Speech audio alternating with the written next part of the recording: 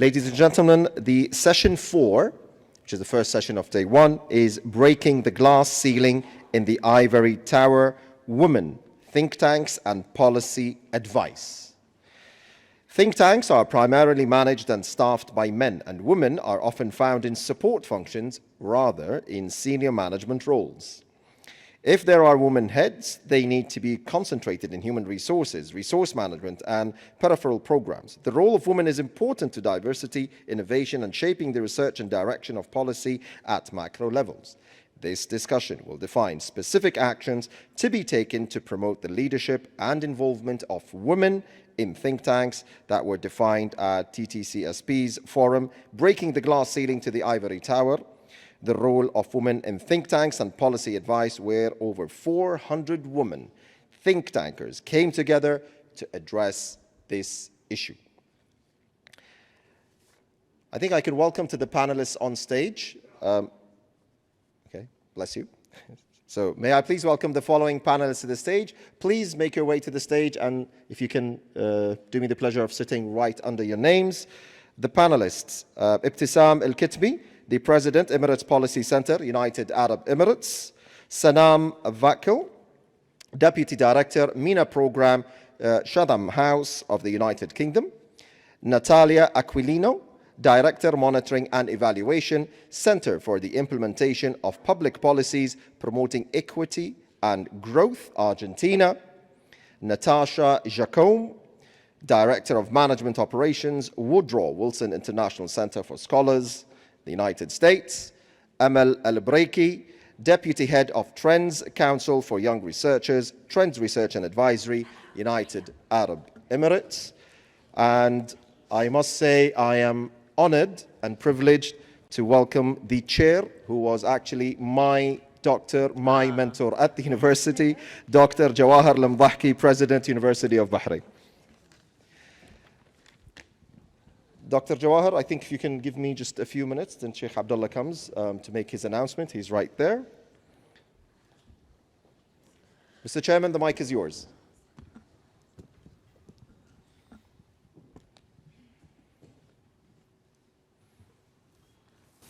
I'll join you on the podium, if I may. Please. Good morning, all. Thank you for your patience, and I'm delighted to be here with you on our second day in this Global Think Tank Summit. His Excellency Sheikh Salman bin Khalifa, the Minister of Finance and National Economy, has had to rush. He has a meeting at the Parliament, so parliamentarians are waiting for him, but he was gracious enough to join us this morning for the keynote address. Colleagues and friends, as has been demonstrated time and time again, our dear friend Jim has a deep commitment to diversity and inclusivity. And empowering women in the think tank community has been an important pledge in that vision. Over the past few years, in addition to ensuring that women are given a just opportunity to contribute to general sessions and events, Jim has also dedicated numerous panels to the specific issue of women's empowerment in the think tank community via his favorite mixed metaphor of glass ceilings and ivory towers. We are delighted to continue that tradition during this global summit, building on the words of my esteemed colleague, Ms. Hala Al-Ansari, during yesterday's opening session. The Kingdom of Bahrain has emphasized the importance of empowering women since antiquity through to the modern era. His Majesty King Hamad bin Isa Al Khalifa, King of the Kingdom of Bahrain, has continued and elevated that mission during the last 22 years of his reign. And it is a message that we take very seriously at Dirasat in terms of our hiring, our decision making, our outreach, our research. And it also gives me great pleasure and I see my team are more eager to announce this than me, with the slide behind me already showing, to announce a new initiative that is being launched by the think tank and civil society program in concert with its partners across the world. The Women in Think Tank Global Network is dedicated to creating opportunities and preparing women for leadership positions at think tanks as executives and scholars through professional development, mentoring, and networking. Realizing the goal of equality of opportunity will require 4 working groups. Working group number 1 is dedicated to resources and networks for women in think tanks. Working group 2 for research agenda on the state of women in think tanks. Working group 3 is dedicated for strategies, policies, and programs to advance, support, and sustain women in think tanks, including leadership development. And working group 4 dedicated to strategies to create a global mandate for public and private donor support of women in think tanks. Each working group will have 2 chairs, and I urge all of those interested in contributing to reach out to the think tank and civil society program team, as all efforts are welcome.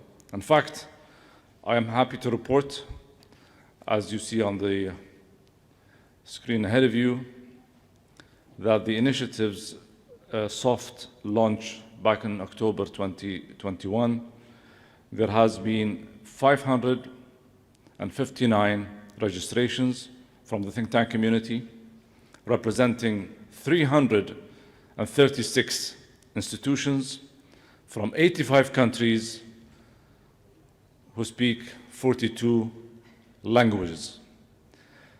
With that, it gives me great pleasure to hand the reins to my esteemed colleague, Dr. Jawahar al-Mdahki, the President of the University of Bahrain, who is a model of professionalism and excellence in the field of education and research in Bahrain, as she chairs our session on women's think tank empowerment. Dr. Jawahar, the floor is yours. Bismillah ar-Rahman ar-Rahim. Thank you, Your Excellency, Sheikh Abdullah bin Ahmed al-Khalifa, and I really appreciate your kind invitation to be part of this gathering that I'm sure the outcome of the discussion that will take place during the period of this event will make a change over the world in how we think generally, and here maybe in this session, how we think of women and how women think actually, and their participation in the think tank around the world. The breaking the glass ceiling in the ivory tower, the role of women in think tanks and policy advice is something that actually, when I've read it, I was thinking, who is in the ivory tower? Are we in the ivory tower, or are the men in the ivory tower? So basically, it's a debatable issue in this way. But the idea here is that how we see women in terms of their participation in decision making and policy making, and of course, as you've seen, His Excellency Sheikh Salman bin Khalifa gave us so many challenges globally for countries and the world. Here we will be talking about the challenges that are facing women in the think tanks. I had a few that I thought of, and I'm sure my colleagues who will be taking part in this discussion, and we will be welcoming them and introducing them in a while. But as a host, I thought we will be talking about how Bahraini women maybe think in think tanks. In a global thinking, as His Excellency said, there is lack of equity or equality. And for women globally, in some countries, still they are fighting for equal, even pay and authority. The other thing that might be a challenge for women, the power to change the norms and what is accepted. We need to face an established way of thinking. And if we move as women in terms of making a say globally, I'm saying still, we are globally, I mean, the heads of all countries or almost all countries are male. This is a dominated world with male. We really share with them all their thoughts and we appreciate all their efforts. But as a woman, I do think the creativity that women have should be participating in making decisions. It's well known that in the background of any decision, in any think tank in the world, women are participating, but they are not the main figure, not even in saying what is the outcome.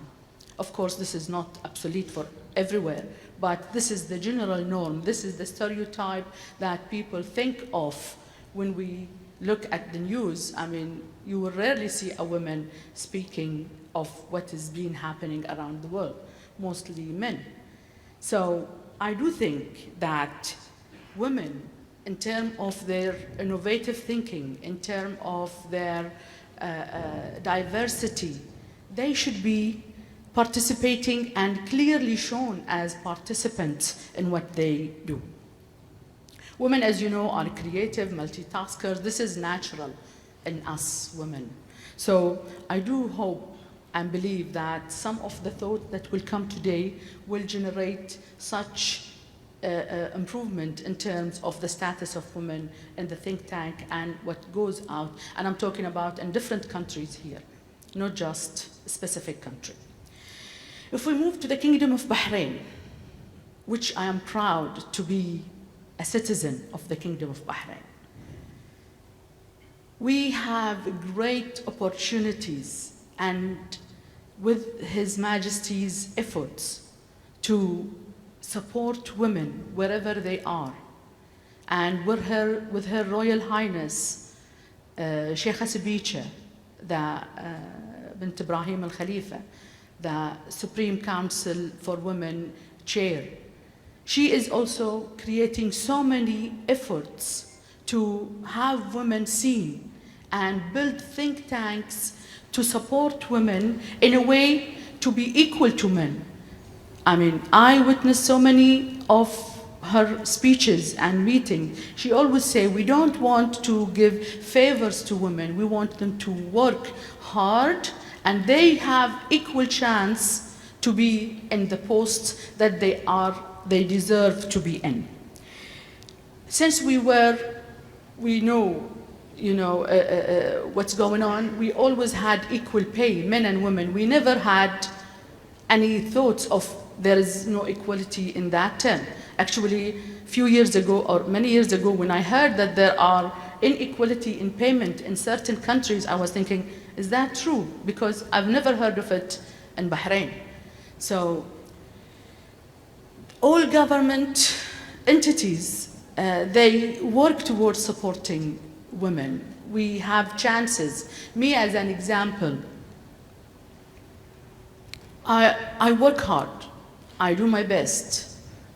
I've never asked for a post, but the chances are there, and definitely they have certain measurement of who to choose, who to select, and I've been in different posts, and I'm happy to say that I've been in different thinking tanks in the Kingdom of Bahrain to support the decision and to make decision. Now, being the president of the University of Bahrain, that's the main university. It's the only national university in Bahrain. We have a polytechnic, of course, that is national, but we have 30,000 students, and it's a huge number, especially for the Kingdom of Bahrain. But because they are supported equally, male and female, in order to have their education Further, we have most of the students here at the University of Bahrain. At UOB, if you allow me to talk of University of Bahrain and how women are being looked at or basically participating in the activities of the university, looking at the research. The research since 2017 of women increased around 46% from 51 paper or research per year into 111. I'm talking about women participation in research. The managerial posts at the university, 35 out of 60 executive offices are headed by women, 58% of the population of the staff. And given that women are actually not the majority in the staff, whether academics or administration, they represent 44% of each of these categories. I would like to talk more, but I have 10 minutes, and I'm sticking to my 10 minutes, so I'll be fair as a chair here. But the thing here that I do see women increasingly being involved in decision making. I do think that in Bahrain specifically, with the support that we are having, this is going to be clearly seen everywhere. I do think that although Kingdom of Bahrain is small in terms of country, but I think it's big in terms of efforts, in terms of what they provide to all citizens and specifically to women. It could be taken as a model in that sense of how things are improving for women in the Kingdom of Bahrain. I wish you all the best, and I hope that my few words that I've said to you are of an added value to you. Thank you very much.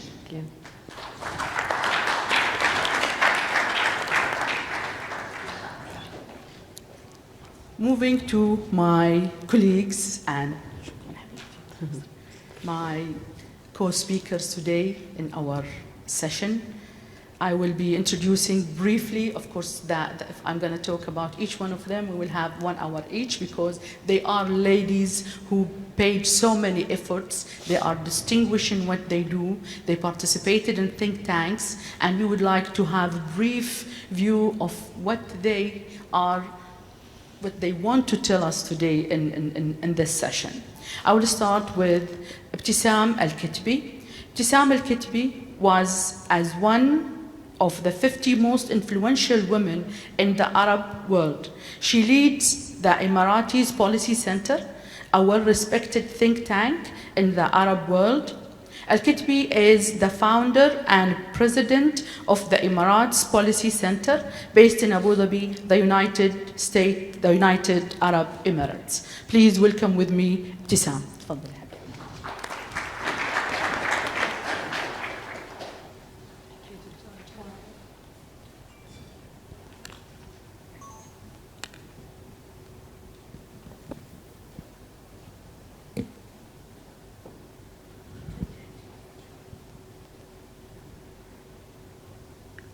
Good morning, ladies and gentlemen. Excuse my voice. I lost it last night. I'm trying to get it back. First, thanks for Dirasat, Sheikh Abdullah, and of course, TTC, SP, and I call my colleague in morning, James McGann. And his legacy here, without him, we won't be all here. Today, I'm not going to talk as a woman. I'm going to talk as a think tanker, which is, I think, more useful in this summit. What does it take to be a think tanker? First, you have a passion. You have a belief in what are you doing. And of course, you cannot come from nowhere to be a think tanker. You have to know about research also. In the beginning, you have to be a researcher knowing what you are doing. Passion first for the research. If you don't have passion for what you are doing, especially the research, research is not a job. It's a passion first. If you don't have it, you cannot continue. And you can be anything except researcher. Well, I believe from that, and research has no gender, has no race, has no ethnicity, has no nationality. If you are a good researcher, because you are man or woman, it doesn't matter who you are, based where you are. It depends on your capabilities also. And it depends on you if you work and enhance yourself and your knowledge and your methodology. Sorry. Let me talk about my experience. I used to be an academician, a researcher at the same time. When I wanted to start or to fund my think tank, I'm always saying we have many tanks and we have few think tanks. What does it mean? Think tanks, it's not a label, it's different. Think tank, it's about a research, and you have to identify yourself from the beginning, what you are. Where is your specialty? Where is your area? You cannot be everything. You cannot. You will not be. You should be powerful in one area. From day one, I started from scratch, but I know what I want from the beginning. So vision is very important. You have the roadmap, you know it's very important. From the day one, I identify myself as a policy-oriented center. I don't want to be an academic. And there is a gap, especially in the Arab world, that between the decision makers and the researchers and thinkers and academics. And I wanted to fill that gap. It was a big challenge, of course. It's a big challenge. And it was a risk, but I'm always a risk taker. I started with one secretary, with one researcher. September 2013. October 2014, we were 3 researchers, 1 secretary, and I got intern 4 of my students. And I made my first conference on the international levels. Everybody was looking at me. Are you mad? I said, no. I am a believer it will succeed. And when we pulled many famous names, name it, David Ignatius, Ian Black, Jim Hoagland, Vershbo, he was the vice secretary of NATO. Many people came to my conference. And one of them asked me, how old this center? I said, it's 1 year. He said, are you kidding? You put yourself in the map. I said, yes, I don't like the vision. I know what I want. And from there, I started building the center. Day by day, area of research, researchers. Here, you have to also, it's very important for us, women and men. It's not about, I want to recruit women or men. It's about how qualified. Qualification is the third thing. Methodology, of course, it's very important. It's not about you succeed, it's about how you continue your success. It's not about you just made one conference or one event or even one book. As a think tankers, how you can move forward. We are now named as the leading think tank in the Arab world. How old we are? It's only 8 years. And just we finished the 8th edition of our annual conference. And it's not me. Many of those who attended, they said it's a big, big success for UAE, for the Arab world. It doesn't matter. Many of Arab looks to themselves down, that we are lacking behind the others in Europe and West. No, we are not less than them. We have mind also. We have vision. And if there is an opportunity, you don't wait to somebody to give you your opportunity. You grab it. You make it by yourself.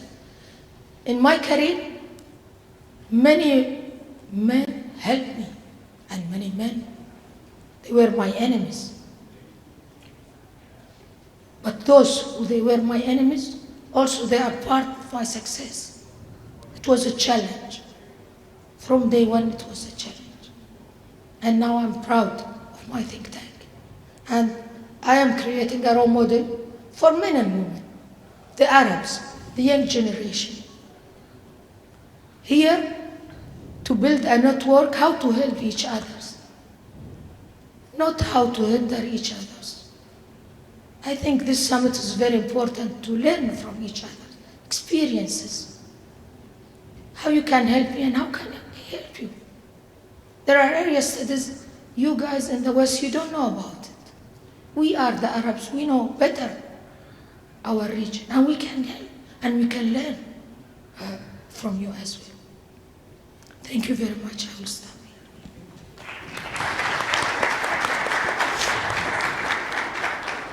Thank you very much, Ibtisam Al-Kutbi. Very inspiring talk. Thank you very much. Our next speaker, Sanam Vakil, Deputy Director and Senior Research Fellow, Middle East and North Africa Program, Chatham House. Sanam is the Deputy, yes, as we said, where she leads project work on Iran and Gulf Arab dynamics. Vakil research focuses on regional security, Gulf geopolitics, and future trends in Iran domestic and foreign policies. She is also the James Anderson Professional Lecturer in the Middle East Studies Department at the Johns Hopkins School of Advanced International Studies in Bologna, Italy. Thank you very much. Please welcome Sanam. Thank you. First of all, let me pay tribute to Jim, and he is definitely missing, but clearly here with us today. And thank you to Darasat for giving us an opportunity to think about and discuss this critical issue of gender in the think tank community, and perhaps gender more broadly. I am not a gender expert or specialist. I am just a woman, so I might very much be echoing some of the views and thoughts that Dr. Ibtisam has shared, and I'm speaking with you as an analyst. I have worked always as an analyst, not as a woman. But I welcome the opportunity to think about how, as think tanks, we should approach the issue of equality, diversity, and inclusion, which very much pertains to women, but also pertains to diversity more broadly.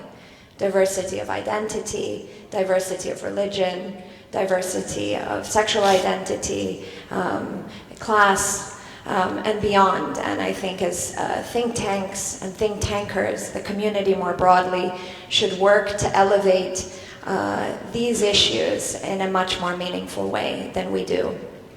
It is not just gender that is an issue. I think that we should bring voice and attention to the issue of diversity more broadly.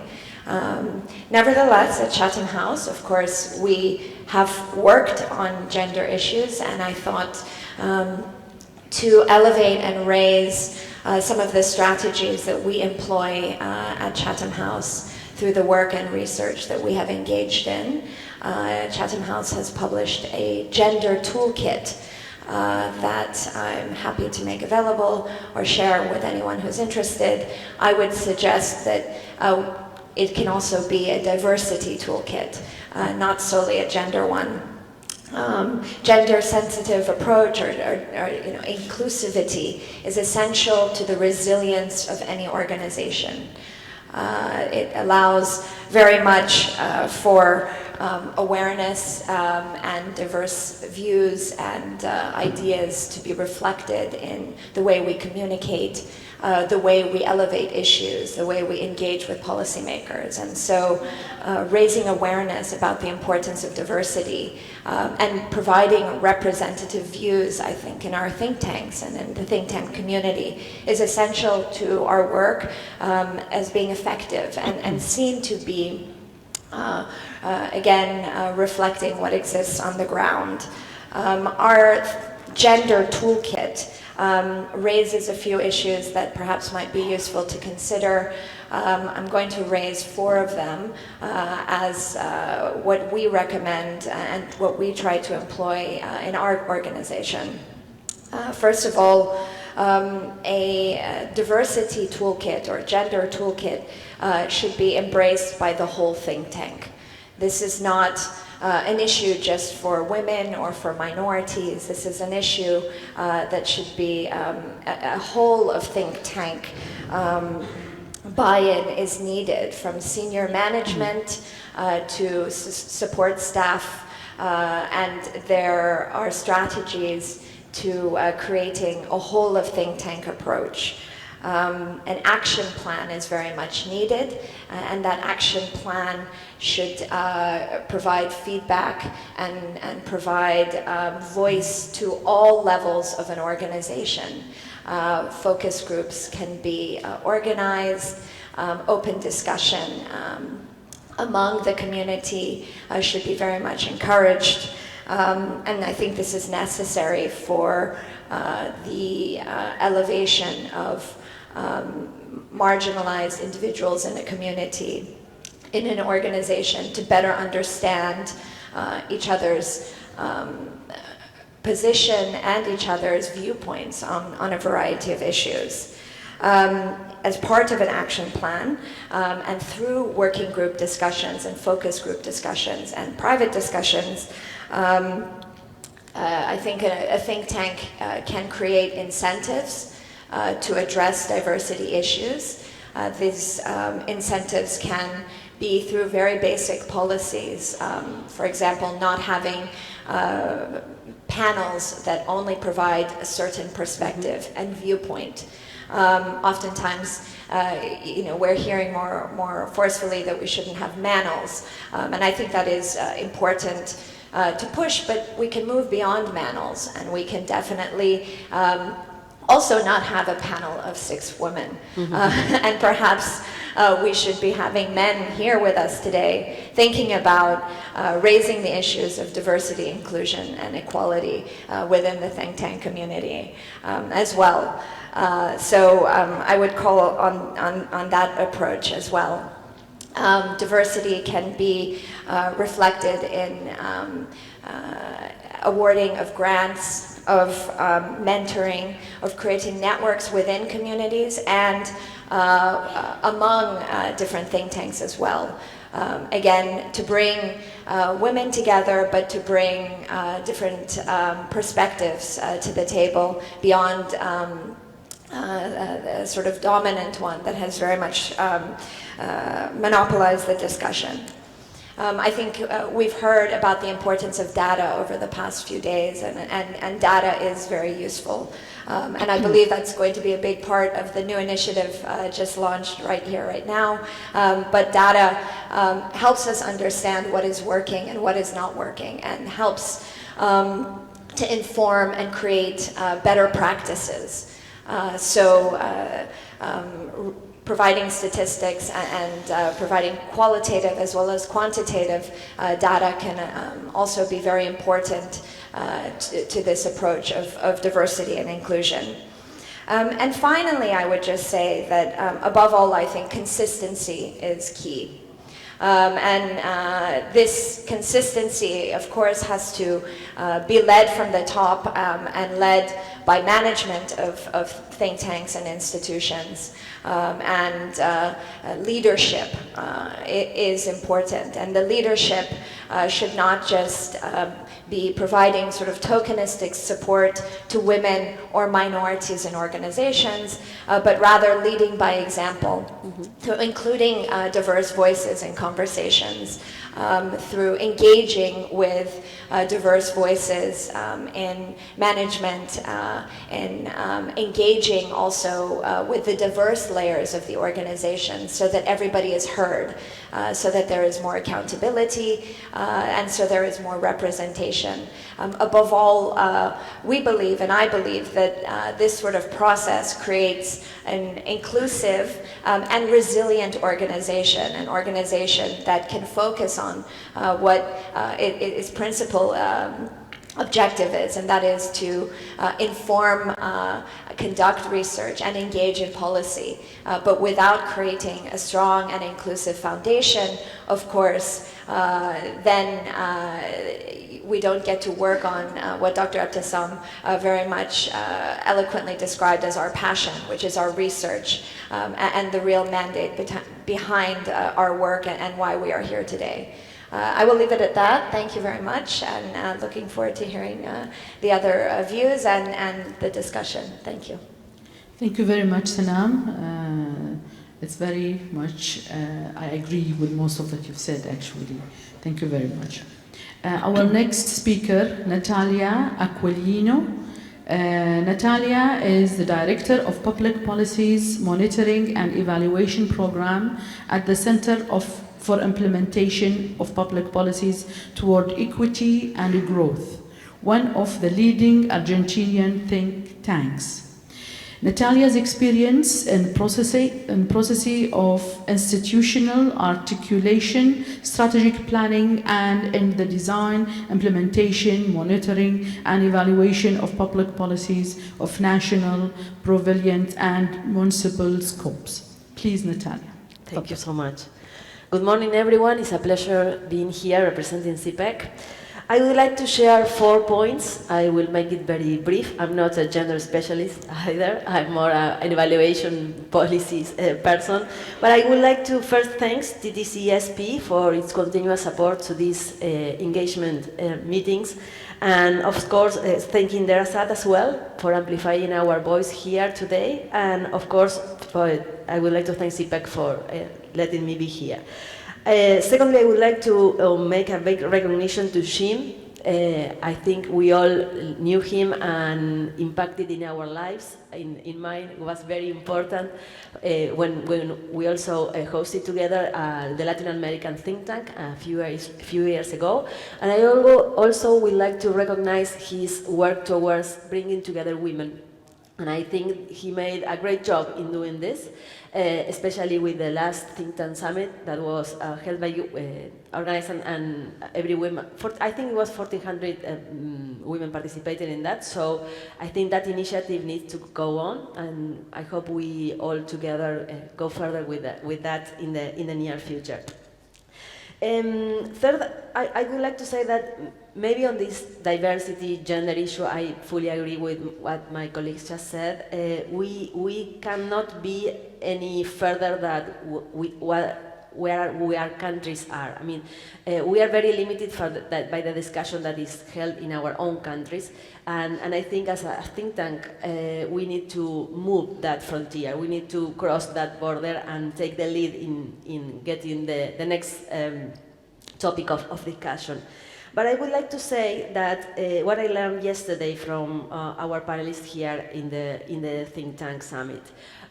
First, I think we learned through Madame Hala that we can occupy spaces of leadership. I think that's a very good point that was shown clearly yesterday here. Also, I would like to say that I learned from Milena yesterday the importance of addressing values during COVID crisis. I think she made a great point there. And also that she underlined the importance of enhancing trust in governments as well.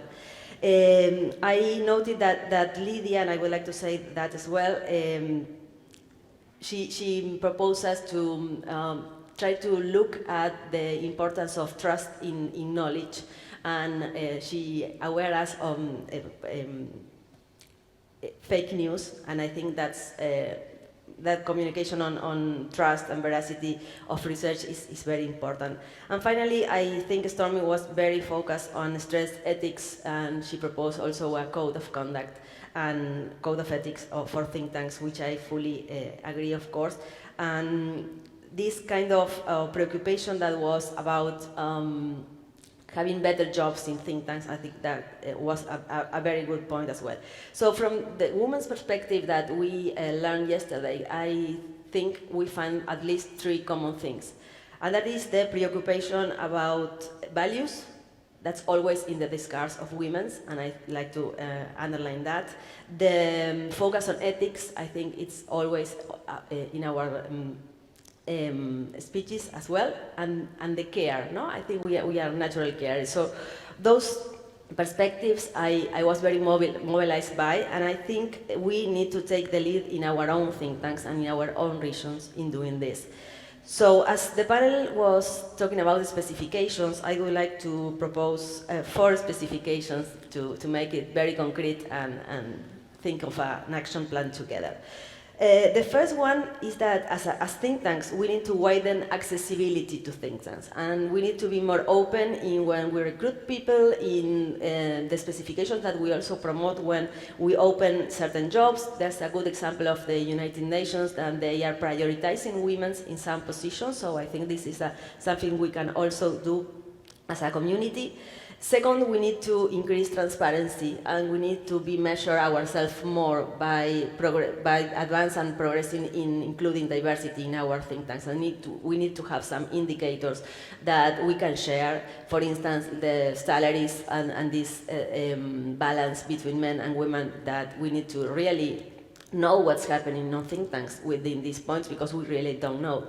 We also can monitor our own salaries and our percentage in the leadership positions in think tanks. And this measurement and these indicators may allow us to set some goals for think tanks. I mean, to try to progress and trying to move us to the next level. And by doing that, also trying to give the example in our communities and in our national context. I really think we need to take the lead on this. And the third specification, or at least the third call for action, is maybe we can subscribe or adhere to some initiatives that are being held internationally, like the standards for the UN Women Empowerment Principles, which is a very nice initiative, and maybe as think tankers we can adhere to those principles supported by the UN Global Compact and UN Women. And finally, having gender policies in our own think tanks. In CPEC, we developed one like 5 years ago, and it has proved us to be very positive and impacted very well on our labor climate, on our also on our young women leaders, and it really has positive effects in terms of how we modify our infrastructure, even at CPEC, to be more open to women that are mothers. I think that was a very important one. We also have a gender policy that looks out in our communications, in our dissemination materials. Every document we produce, every research we make, it sees on gender, with gender lenses, and we try to be diverse in all the publications we make. And of course, we do have a balanced work-life policy that has empowered our women in CPEC a lot. So I think that action plan is very interesting, and I think we may commit in a collective way to these principles. Thank you. Thank you very much, dear Natalia. I'm sure that when we have discussions later on, there will be so many issues that will be discussed. Our next speaker, Natasha Jacob, is the Director of Management Operation, Chair of the Staff Committee, and Co-Chair of the Diversity and Inclusion Council. Her work with the Wilson Center started in 2017 when she joined in the Latin American program. She seeks to continue developing, influencing, and expanding strategic management methods to promote meaningful change and advocacy worldwide. Please, Natasha. Thank you. And thank you to TTCSP and Deseret for giving me the opportunity to speak with you all today. I would also be remiss if I didn't give my deepest condolences to Dr. McGann's family and loved ones. He truly had a passion for bringing diverse individuals to the same table. And that included all types of diversity, including occupational, which I am forever grateful, coming from the operations side, given the opportunity to sit next to our most distinguished experts. So the approach I'm going to take is very in line with my background. A really great point that I just heard was it's important for us to acknowledge breaking the glass ceiling and the success we see with so many women now taking more leadership roles as the head of think tanks. However, the key is how do we continue to succeed? And this can only be done if we continue to create opportunities of leadership within the think tank, not just at the very top. So I want to acknowledge 3 key components that I think will be able to help us get there. The first would be creating the opportunities.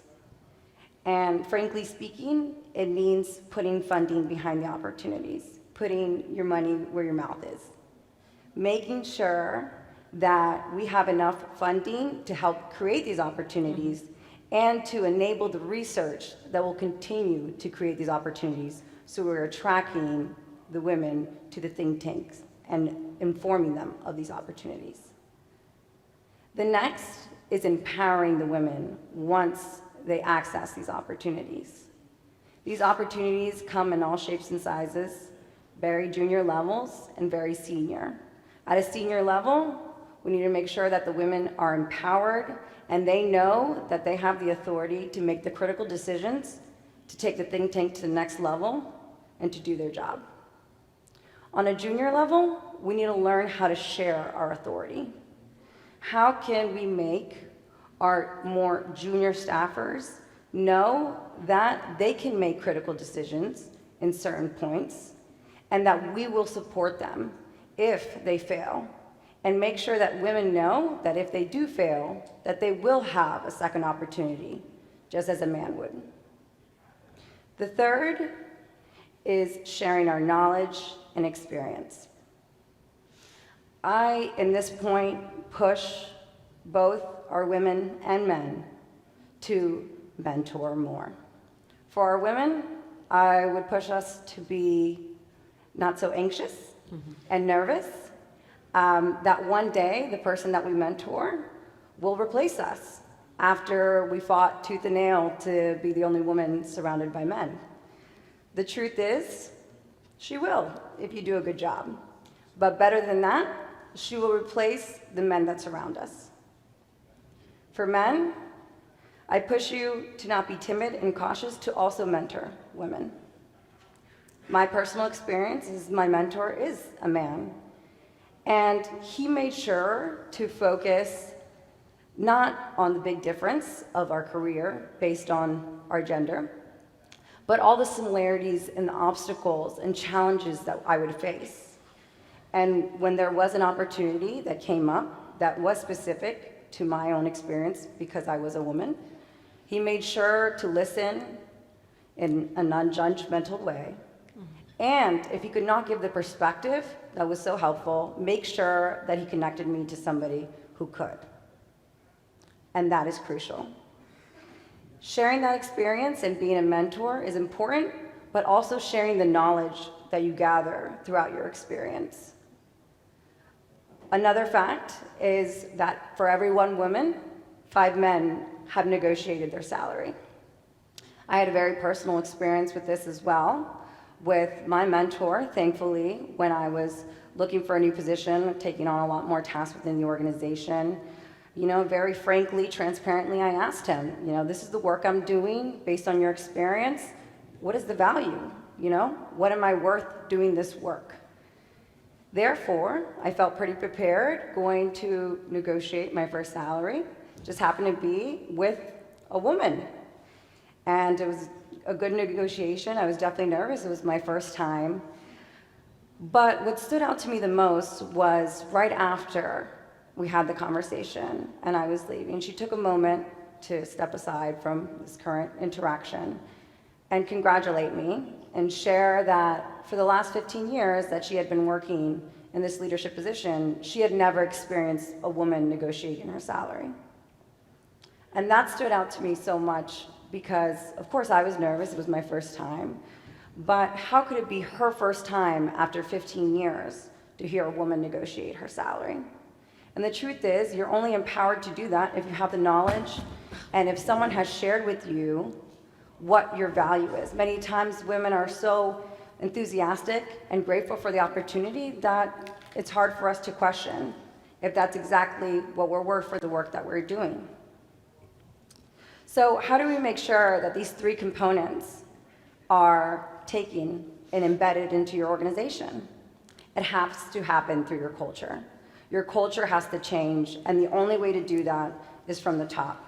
Your executive leadership needs to show commitment to this culture change. I am very grateful, honored, and privileged to be here representing the Woodrow Wilson Center. Over the last couple of years and months, I've seen this commitment to this culture. And very recently, this last year in February and March, we had a very interesting situation where our previous CEO, Congresswoman Jane Harman, who had led the organization for 10 years, retired. And she was going to be replaced by a man, Ambassador Mark Green. Our biggest highlight was always that we were led by a woman. We were 52% women staffers. And this made a lot of people in the organization very nervous. For me, though, I was very excited about this opportunity. I think that at times when there is a woman leading a think tank, we can easily fall into a place of complacency. You know, it's an incredible feeling. The woman has made it. She made it, we made it. Everyone can take a deep breath, but only for a split second if we don't want this to just be a checkbox.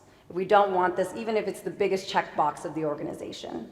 How do we make sure that this becomes a process where more women can then follow her? It has to be embedded in your policies and your processes.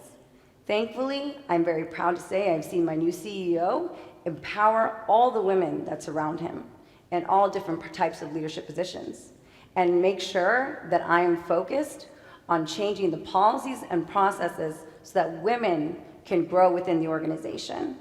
And that has to happen with them coming in junior positions as a program assistant doing research and having the growth potential to really fall into a leadership role within your think tank.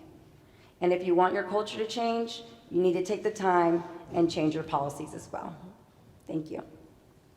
Thank you very much, Natasha. Thanks a lot. Our last but not least speaker is Amal Al-Breiki. Amal Breiki is a researcher and the deputy head of Trent's Council for Young Researchers at Trent Research and Advisory. She is currently pursuing her master's in applied sociological research at Paris Sorbonne, Abu Dhabi. Please welcome Amal. Thank you very much. Hello, everyone. I hope you're hearing me well. Is it good? It fills me with great pride to be sharing a panel with a group of distinguished women leaders in the think tank community, especially Dr. Tissam, since we're coming from the both one country, similar country. I would also like to thank Darasat and TTCSP and extend my condolences to Dr. Jun's family and loved ones. Without the support and faith of my institution, Trans Research and Advisory, and Dr. McGann's ever encouraging words, I wouldn't have been here today in this very panel. So being someone who has recently joined the think tank world, as a young researcher and as a woman, I have few remarks about the current status quo of women researchers and overall the presence of women in the think tank community, so bear with me. I do have to acknowledge that I'm also very incredibly privileged to be given this platform in the presence of a diverse group of people. And I hope that founders, CEOs, directors, and anyone that works at a think tank will be stirred enough to advance the standing of women in their respective institutions. And my co-panelists have thoroughly discussed their experiences, their visions, their challenges as well that they faced, or women face in the think tank community. And I'll probably be echoing everything that they've said. But I feel compelled to share mine because they and every female researcher that preceded me has paved the way for me and for young women like me in their own communities. So when Trans was first established in 2014, the think tank community in the UAE was gradually growing. And along with it was the UAE's leadership commitment to women empowerment. So by the time I joined, women made up 30% of the UAE's cabinet, which relatively speaking is not that high, but it remains to be a remarkable step in the right direction. And although Emirati female researchers excelled in STEM fields, with most recently women making up 80% of the science team behind the Mars mission. But the progress wasn't reflected in the think tank industry in the UAE, with a soaring gap and absence of Emirati female researchers. And especially at a time when the UAE's leadership has created an enabling environment that allowed for this sort of inclusivity to take place. And frankly speaking, if we want more women more women leading think tanks, shouldn't we first address why aren't there Emirati female researchers? Why aren't they joining in the first place? And I did a little pilot study or investigation to understand this further, and I had a few private conversations with recent graduates and young professionals interested in research and in becoming a part of a think tank. And the reasons were multifaceted. That included social and cultural constraints, and within the Emirati context, and lack of adequate knowledge and guidance, and misconception about the industry itself. In terms of its work nature, what kind of impact it has on the country, and targeted audience, and also some of them just didn't find it appealing enough.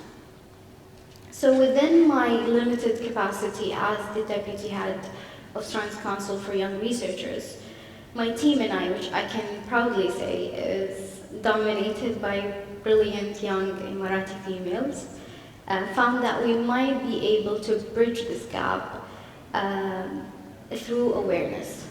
So one of our council's main objectives is to introduce the nature of research, or research-oriented careers, and the importance of research, and the importance of working at a think tank, and what is it like to work at a think tank to university students and to young professionals who have showcased some interest. We've also established a program called the Young Researchers Program that provides a platform for graduate, undergraduate, and postgraduate students to participate in the dialogue and to publish their papers and strategic insights at our website. And our first two papers were actually written and published by undergraduate Emirati women. So even if we cannot address or challenge the social and cultural constraints, but we can certainly enlighten those who are interested, especially women or Emirati women, by introducing more mentorship programs, by introducing training and career development opportunities, but also networking. And very early on in their careers to help them advance it further once they start. And hopefully that one day they will end up leading a think tank themselves. And I urge think tankers in the UAE and the Gulf as well to address this issue further and to back it with tangible data and information and statistics to fully grasp the scope of the issue. Now, at a larger sense, looking at the room right now, as a young female researcher and a member of this community, the think tank community, I can't help but be a bit disappointed that there can be more of us, that there can be more women researchers, there can be more women founders, directors, CEOs. And I'm sure that they exist outside of this room, but I'm also sure that they're not enough. So this tells me that there's still more to be done, and I think at this point we have exhausted every possible cause of why of the current status quo of women. So we must go beyond the systematic macro factors that hinder placing women in power and leadership positions. And I'm not saying that they don't carry some of the responsibility and the blame, as stereotypes and gender social norms, discrimination and biases remain to be very prevalent. But this is when we need to start looking within. We need to start looking at ourselves and our institutions. So what are we as individuals actively working at think tanks are doing to ensure that our institutions, publications and panels are inclusive and representative of women?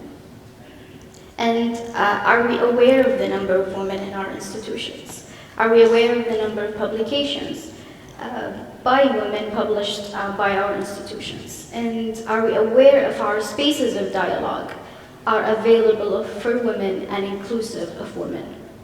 Are we holding ourselves accountable, and are we holding our colleagues and our partners accountable? Are we keeping our own internalized and our own unconscious bias in check? So this is where awareness of our surroundings and ourselves becomes extremely pivotal, and I firmly believe that each one of us should carry a share of that sense of responsibility and accountability. And collaboration, partnerships, cooperations are terms that have been overused for the past 2 years, and for yesterday as well, but rightfully so. And that is due to their urgency in the industry, alongside a culture of responsibility and accountability. And this has been stressed earlier this year at the Global Summit of the role of women in think tank, that only together will we successfully achieve an industry inclusive and supportive of women. And I'd like to end with a 2019 Harvard Business Review study examined how different types of networks helped new male and female MBA graduates secure executive leadership positions. And to achieve the executive positions with the highest authority and pay, women needed a circle of close female contacts. And So this brings me to that we need more of those. We need more networking. We need more connection building opportunities. We need peer-to-peer women support initiatives that can serve as a reminder that we're better as collaborators rather than competitors. And overall, I will leave each one of you with these questions to reflect on. Are you doing enough? And are we as a think tank community doing enough? Thank you, everyone.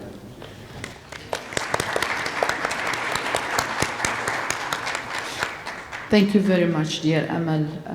I do think that's more to be done, as you said. Thank you very much.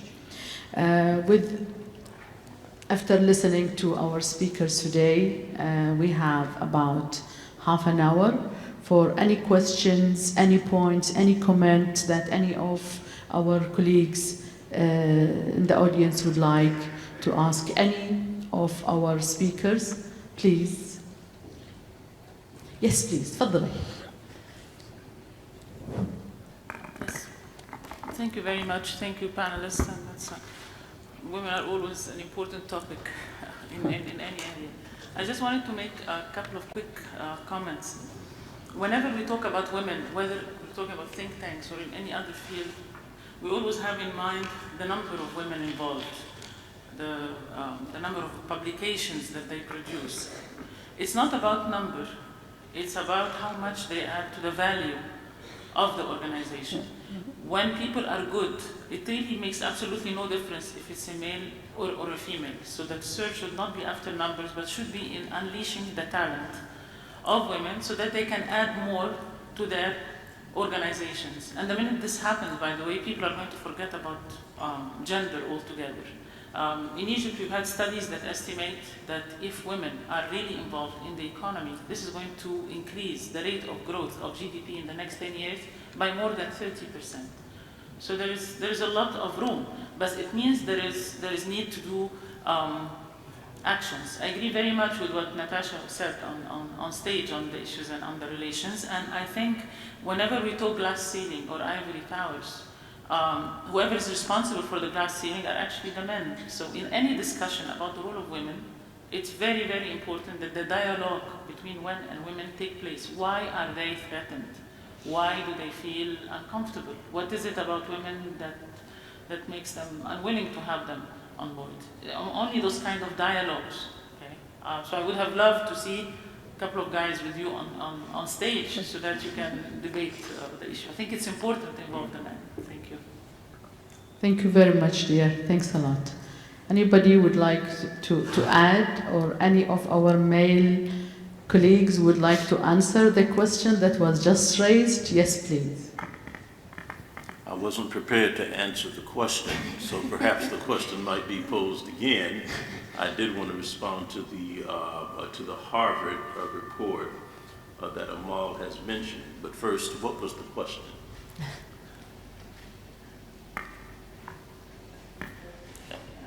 The question was about men. Why men feel uncomfortable about having women there? I mean, listen, I was in the committee of 50 that wrote the Constitution. No, you have to listen to this. His Excellency Sheikh Abdullah would like to comment, would like to answer. Yes, Sheikh Abdullah, tfaddal. Yes, well, it's a very interesting discussion, and I absolutely agree with everything that has been said. And I agree with Dr. Abla. We shouldn't look at the percentages of women and men and try to increase it just for the sake of the numbers. If it will happen naturally, given the competence of either women or men. In Dirasat, for example, I'm very proud to say that the team at Dirasat, 3 out of the 4 directors are women. Not because they are women, but because they are competent. They're laughing at the back. Why are you laughing? You should be proud. I have Sheikh Naila, who's the Director of Communication and Knowledge Management, who has been running the show from the very beginning. I have Jalal Boubshir, who's Director of Polls and Surveys, who has been very instrumental in many studies. And then I have the backbone of the center, Fatma Dawadi, she's the Director of Resources and Finance. Not because they are women. today if I say I have 75% of the executives are women, I personally don't look at the numbers, because it doesn't matter whether it's 75 men or 75% women. It's about the competence of the person who is either researching or analyzing or providing the necessary support. So I believe in equal opportunity, and we truly believe in Bahrain, given that it developed naturally. Today, some would like numbers to speak. If we look into the government, 53% of the workforce within the government are women. Did this happen because we wanted to? No, it happened naturally. We just added the numbers and we found that women are equally empowered with men, and they have reached given their competence. So providing the equal opportunities, looking for the talent, as was mentioned during the session, and having it as a passion, like Dr. Tissam said. You're either in the business, in the think tank community, you either enjoy analyzing or researching, or you don't. If you impose it on think tanks, increasing the number of women just for the sake of it, it would harm the quality of the outcome. Same with men. If you would start looking for certain talents that you would just inject for the sake of it, you might not find the required outcome that you are seeking. So once again, I believe in equal opportunity and not just looking into the increase of the numbers for the sake of increasing the numbers. And I truly believe that we, as leaders within the think tank community, we should invest more in our colleagues within the think tanks that we lead, through mentoring, through guidance, and through being there for them to nurture them as they enter into this community and have the numbers increase as we go along. Thank you, Dr. Jawad. Thank you, Your Excellency. Thank you. Yes, please. تفضل.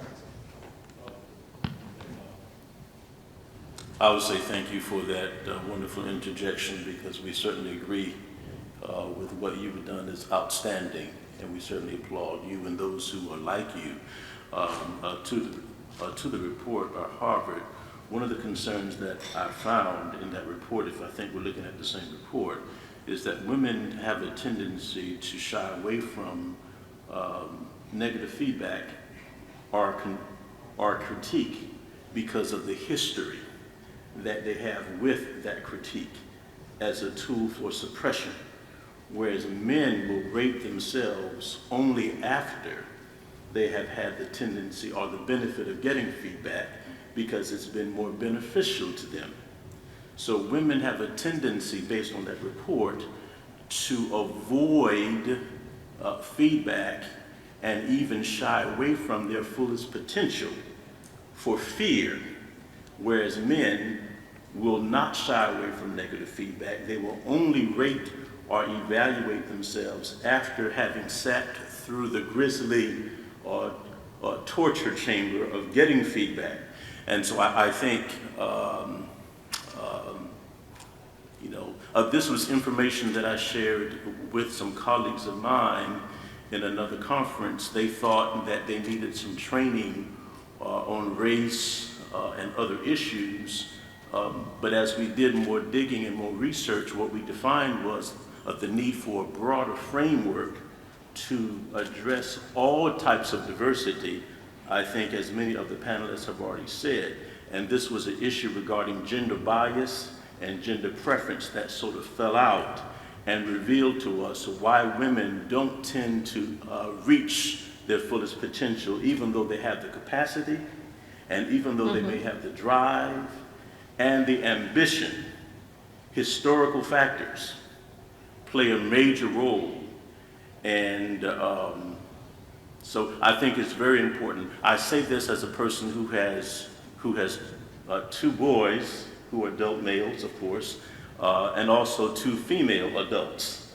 And I see the differences between them, and they're equally talented, and they're equally capable and brilliant, but there is a difference. And what is that difference? It is not in upbringing, it is not in nurturing, it is in the expectations that society has cultivated and the landscape that they see before them. So I think think tanks have a major responsibility in helping to shape and change those perceptions, not just for think tanks, but also for society at large. Thank you very much. Thanks a lot. Yes, please. Yes. First of all, many thanks for this wonderful panel. I also would underline that it would have been great to see a couple of guys on the panel, but this has been very, very insightful. Just to share a couple of numbers from my country. So in German companies on the boards, we only have 13% women, and not a single CEO is female of a German company. And in the Bundestag, our parliamentarians, the share is 34%. So this is better than last time, but it's still very low. I could not find a number for think tanks. So we need to increase transparency there. But what I wanted to say is, I'm not a great fan of quotas.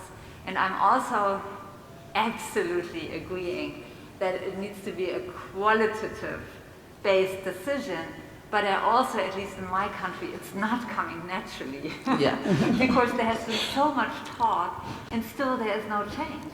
And the reason why there was now an increase of female politicians in the Bundestag is because one of our bigger, I mean, small, but bigger parties, the Greens, has a quota for their own, well, they set themselves an aspiration how many women they want to have. And that led to an increase. But a couple of our big parties, CDU, more the conservative, FDP, it's really dismally low. And having said that, there are lots of young female politicians, but they just don't make it. So I'm not so sure if it really comes naturally. What I wanted to bring into the discussion and where I wanted to ask your opinion is on the disciplines. Looking at where the future seems to be moving in economics, but also political science, it's more and more quantitative research and more also applied science, artificial intelligence, procedures, and so on. And I see a huge deficit there with regard to female researchers applying more quantitative. I'm not generalizing, right? But I think there is a problem. There are fewer females studying computer sciences and political sciences in combination than male and so on. So maybe you could even start earlier in the discussion because you started more looking at the think tank when they are already in the think tank. But what happens actually before, where we try to foster them to qualify to do work in academia or think tanks. Thank you. Thank you very much. Thanks a lot. Yes, please. Thank you. I would like to share with you 2 points. The first point, I totally agree with what has been said by His Excellency Sheikh Abdullah, that numbers are not only the main indicator to understand how women are playing an influential role inside the think tanks. Maybe awareness of the leaders and think tanks of the importance of opening the doors for women to grow, to be promoted equally like women is another point of importance that needs to be investigated more. The second point, actually, when the network of women in think tanks has been launched softly in October and then followed by a webinar led by Jim McCain, he asked each of us, I was a member of one of these webinars and mainly on the working group that focuses on case studies that shows how women are being empowered inside think tanks in the MENA region and other parts of the world. He asked us to do an empirical research, and actually I was focusing on Egypt and on my center, Al-Ahram Center. I was surprised, as has been indicated by Amal, maybe anyone who's inside a think tank does not know to what extent women is being empowered. I reached a number of findings and I would like to share with you. 75% of the administrative staffers inside the Al-Ahram Center are female. And they have been hired years ago, even before me as a researcher joining the center itself. I found out also 45% of the research capacity of the center are female. And we have inside the center a number of leading executive positions for researchers. There are mainly 5 leading executive positions. 2 of them are filled by women, and I am one of those female leading executive heads of units inside the center itself. Also, we have 1 deputy director of the center, which is a female as well. I compared the situation at Ahram Center to other research centers, including the center that is head, we have Dr. Abla as an executive director of that center, which is the Egyptian Center for Economic Studies. Similar situations exist in other think tanks in the world. These showcases may help a lot to learn best practices and to understand it is not only about numbers, it's more about the impact that women can bring to the total work and policy advices and recommendations generated by think tank work. Thank you. Thank you very much. Thank you. Anybody has any comments? I have a question. Please, تفضل. I'm sorry, my role is not to ask questions, is to moderate these, introduce these sessions, but I have a question because it burns me inside. Forgive me for the questions that I'm going to ask. You were my teacher, you were my mentor at university, but this time I control the mic, so just keep it. All right. Since 1998, I've been getting on stages, moderating sessions, introducing sessions, panels in Bahrain and all the way up to Australia. The same topic has come up. It's been 24 years. Or 23 years, the same topic is being discussed over the past 2.5 decades about women empowerment, women this and women that. Let me echo what Mr. Chairman's points were. He's got a team that I think is quite female dominant with respect to all the male that are in Dirasat, whom I know half of. In Bahrain, just to give you an example, in Bahrain, we've got CEOs who are females, presidents, ministers, parliaments. In fact, our head of the parliament is a woman, okay? We've got the Shura Council. We've got business owners. We've got award makers. We've got policy setters who are women. You yourself are a president of the University of Bahrain, but throughout your career, I was a good 5 years part of that career witnessing the growth. You had the accounting, you had other functions within the organization. University of Bahrain was quite a great example about heading so many different functions. So my point is the following. Is this issue international issue, or is it for specific areas? Because if you tell me, I think there was a lady who spoke about in Germany not having a single CEO or something.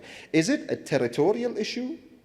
Is it a cultural, traditional issue? Is it a mindset in different parts of the world? Or is it an international topic for us to discuss in this think tank? This is my first question. Second question, I'm just going to be the devil's advocate here. I think, Abla, you mentioned a question. Why are men in general, threatened by the presence of women? Is that the actual question?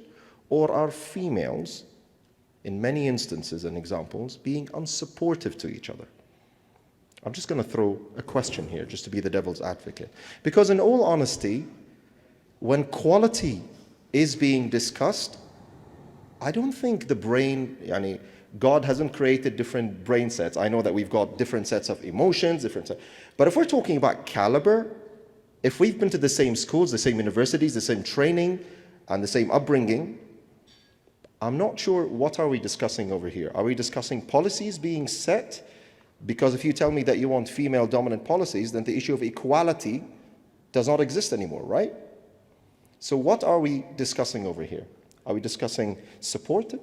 Are we discussing unsupportive? Are we discussing qualitative? Are we discussing mindsets? Why are we even having this discussion in the 22nd century?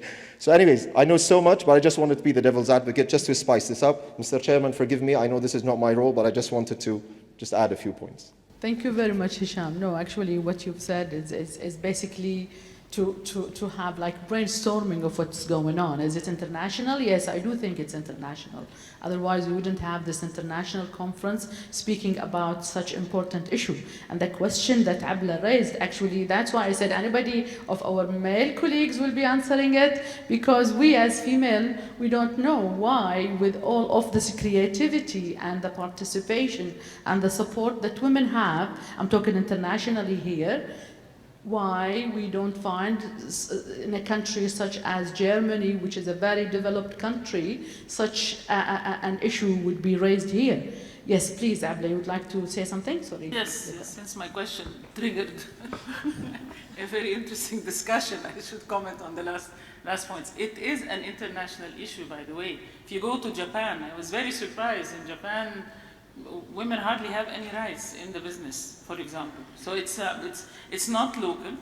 Bahrain is one of the lucky places. Egypt is one of the lucky places. Okay, we have a lot of women. So it's related to mindset, it's related to culture, it's related to a bunch of things, but it is an international phenomenon that there is a glass ceiling. Even when they are involved in the institutions, you do not find enough of them in the leadership positions. So this is a fact. Now, are men threatened or are women not supported? I will answer you in a very, very small story. I was a member of the Committee of 50 that wrote the Egyptian Constitution. And in the Constitution, there were articles directly related to women's representation in the parliament. We were 5 women and 45 guys. And the article was talking about the percentage of women in the parliament. So the argument was actually very simple and straightforward. We are half the population, aren't we? They said yes. She said, then we deserve to be half the parliament. You have to see the reaction in the table, around the table of 50, okay? And it took 3 months of rewriting in drafting the article related to the percentage, because men were worried about having a word in Arabic that could have more than one meaning that could possibly lead to this idea of being half the members. And it was actually a funny discussion. And most of the opposition did not come from Al-Azhar, it did not come from the church, it did not come from the Salafis, it was coming from the liberals who were in the room, who were supportive of women. So there is an element of threat, because there is talent that has not been leashed. So this is part of the truth. The second part, you're absolutely right. Women do not support women, and this is a big part of the problem. Women do not vote for women. Women do not go to women doctors. Women do not go to to women lawyers, all right? So women need to support each other. They need to forget about the fact that they are a special case. They don't need a special interest rate. They don't need special conditions. If they are good, they are good. And they will establish their position in the system, and people will forget when you are good, whether you are a male or female. Again, it's not about numbers, okay? You can have a very large number of women in the parliament, but what is their contribution? What are they adding, okay? That's all. Thank you very much. Before we move to the next colleague here, just to explain what Abla said when they want to search for a word that represents this thing. Because in the Arabic language, there might be 100 words that describe the same thing, but will be giving different impression of that word. So that's why I think they were very careful to be not to put a word that might not like them in the future, or they might not like it in the future. Thank you very much. Yes, please, Fadl. Hello, excellent panel, some very interesting speakers. I have a very short question. My background is politics in the United Kingdom, and political parties have tried all-women shortlists as it relates to candidate selection. It's been tried in plenty of European countries as well. And I was wondering if anybody on the panel had a view on that. Is it productive or is it counterproductive? Should political parties be encouraged to have that more and more, have open primaries in which only female candidates can put their names forward, or should it be an issue of merit? I was wondering if anyone on the panel had a view on it. Thank you. Thank you very much. We have 5 minutes before we end. We would like to have a minute for each of the speakers. You might respond to the question here or the comment here. We could start with Amal, please, 1 minute. I think one thing that I'm going to say is, yes, we might have the same path into starting off a career, but at the same time, we don't share the same starting point. A man usually is way ahead of a woman. So I don't necessarily agree or think that it's because it should be fair and square. So I don't agree with quotas, but at the same time, when a place isn't or doesn't have any women representation, what does it say about that kind of place? Yeah. doesn't it say that there aren't any equal opportunities given to women? And just that's responding to His Excellency. But for your question, I don't think it's necessary. I think there are a lot of other ways that would allow women to reach or make it without having people coddle them. And yeah. Thank you, Hamidi. Well, Natasha, any word that you would like to say? Yeah, I definitely want to build off that in many ways. I think that, just as she said, and this is all points of diversity, right? It's always a discussion of, do you make sure that the finalists look a certain way, are a certain way?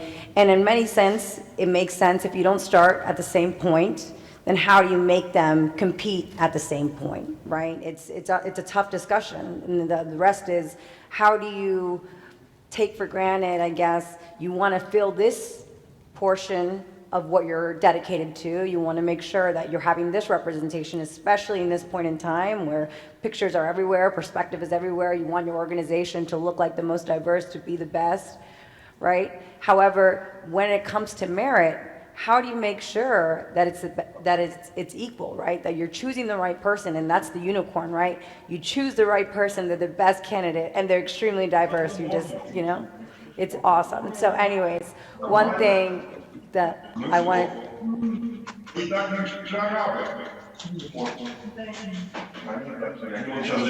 Technical issue, we should ignore it. we can listen to the translators. Yes, please. Okay, sorry.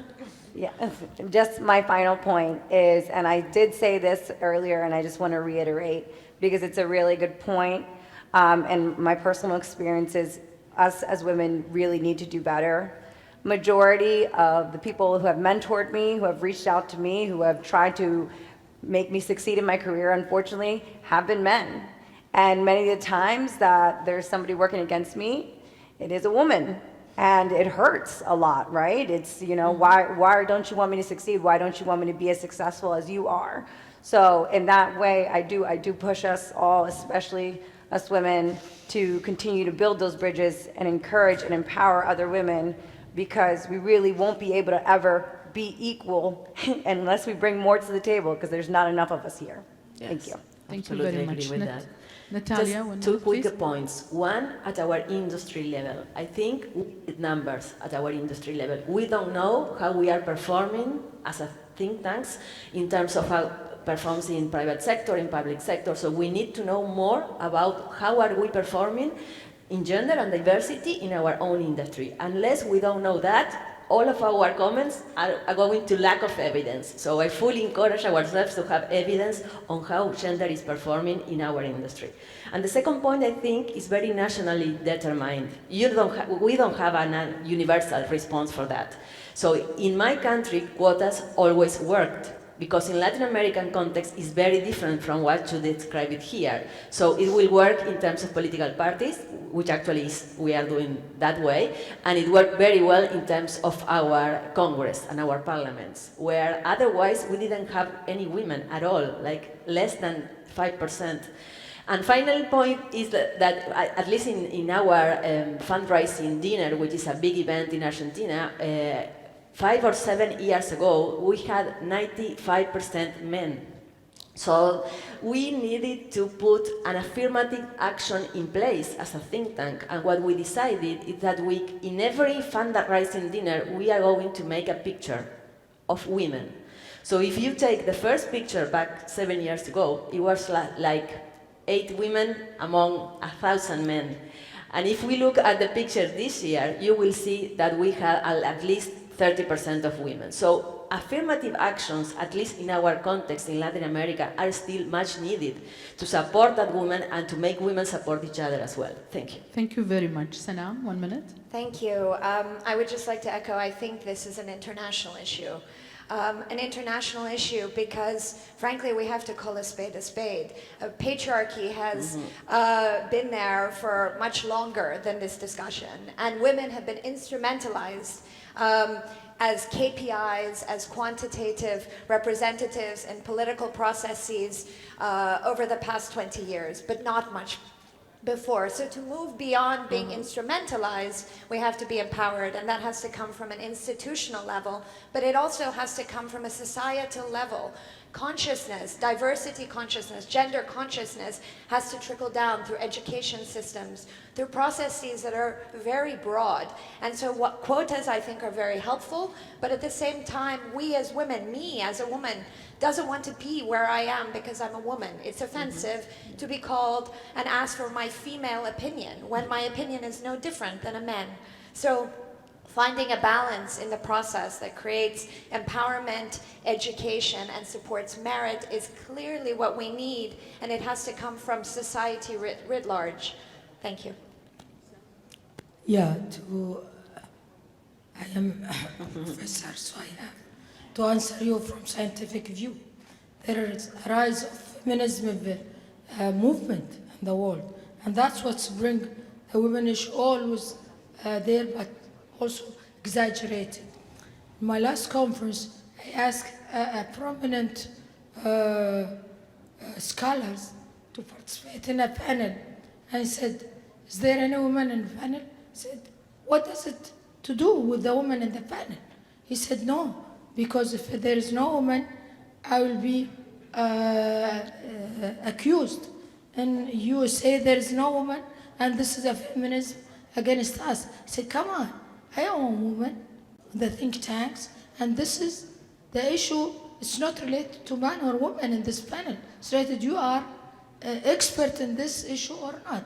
The other issue also, I mentioned that I recruited 4 girls in my think tank, okay? And they were my students. But they had no passion for research. They want a job. So they did not succeed. And I want a qualified researcher. I don't want a researcher. I want a qualified researcher. And that's, I don't look to the numbers. I look to the quality in the first thing. So women also, they need self-awareness of themselves. In societies like Arab societies, always women raised to be in the house and men going to work. So there is also, that's what preclude women to jump and face the challenges and take the lead. Thank you. Thank you very much. Well, as the final word for me here, I just would like to thank you all. It has been a great contribution, great discussion.